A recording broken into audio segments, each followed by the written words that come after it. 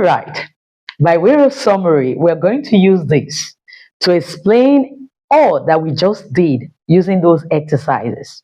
Follow me. Right here on this column, I've brought out the areas we covered. Remember, I told you by the end of this lesson, you're going to learn the specific areas where you need to use is or are, singular or plural verb. Okay, we're just using the verb to be to represent other verbs. Indefinite pronouns, and I want to point out the singular forms. Take note of this. The singular forms of the indefinite pronouns. This simply means that anytime you see any of these, you are to use the singular form of your verb or the very verb given to you. It could be is and it could be speaks, talks. Now we have everyone, everybody, everything. And we have anybody, anyone, anything. And we have someone, somebody, something. Everyone does it. Everybody does it. Everything is all right. Is. Take note of that. But when we come here, we have the plural forms of the indefinite pronouns. These plural forms simply mean that anytime you see 1, 2, 3, 4, 5, you are to use the plural form of your verb. It could be are and it could be other kinds of verb. Remember, this one is a verb to be. Okay, this is both, which represents two. Each time you see both, two people must be involved. That's when we use both. Few, many, others, several. These indefinite pronouns are strictly used as plural forms. So whenever you have them, just look for the plural form of the verb given to you. All right. And we have these ones. These ones here are the ones that could be used as both plural and singular. That's why I said both singular and plural. So whenever you see all, some, most, none, and any, just know that you need to listen carefully. You need to pay careful attention to the noun used.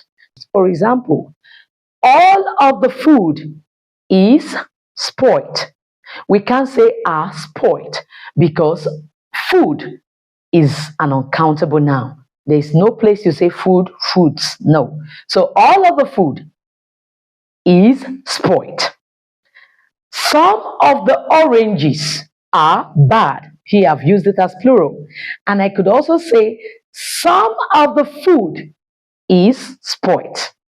Do you get it now? So when you have countable nouns following after 1, 2, 3, 4, 5 in any sentence, just know that you need to apply the rule of singular and plural by taking the subject-verb agreement. If it is a countable noun, you need to check if they have given it as a plural or a singular noun. Okay, now we come here, disease. In the exercise, I gave measles, and we have measles, mumps, syphilis. These are their names. We did not add, we did not multiply, we did not pluralize them. So whenever you have diseases like this, don't use your plural verb. Rather, you use your singular verb. And we have subjects. Oh, mathematics, economics, physics. Whenever you have any of these statistics, it is seen as singular and not plural. That is their original name. It's just like your name ending in S.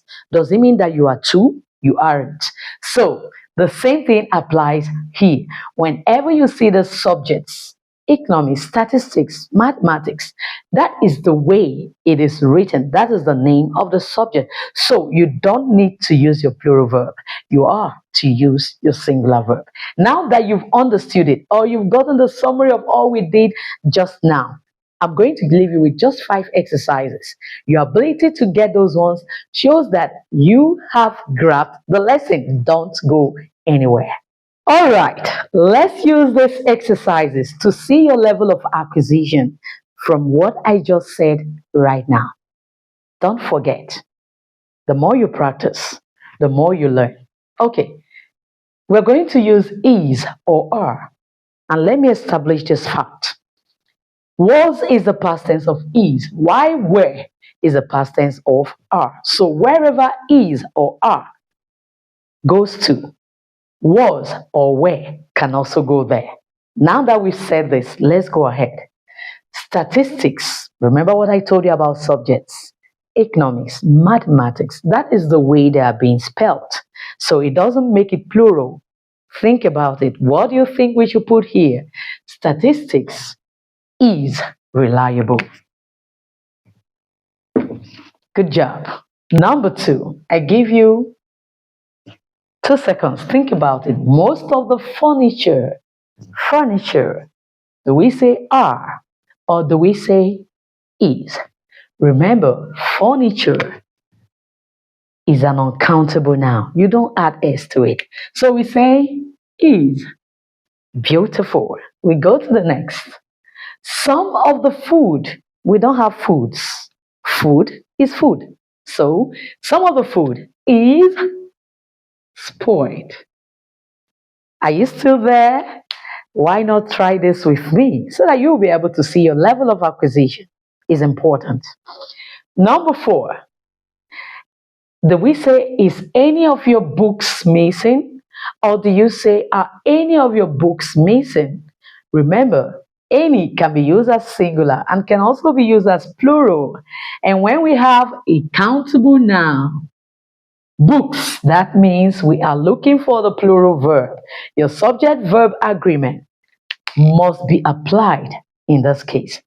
So we say are, sorry, I wasn't supposed to use here. Okay. Are any of your books missing? Correct.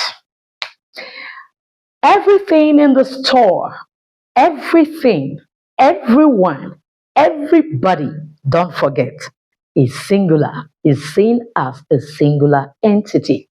So everything in the store is on sale. Good job. And we come to this one, number 6.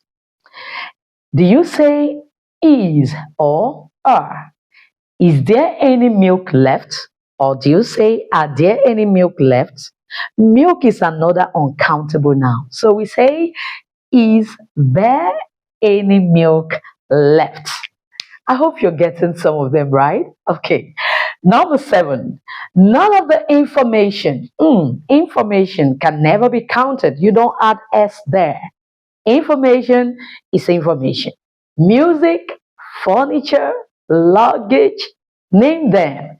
These are uncountable nouns. So we say none, even though none can be used as plural and can also be used as singular. In this case, we are using it as singular because what follows is an uncountable noun.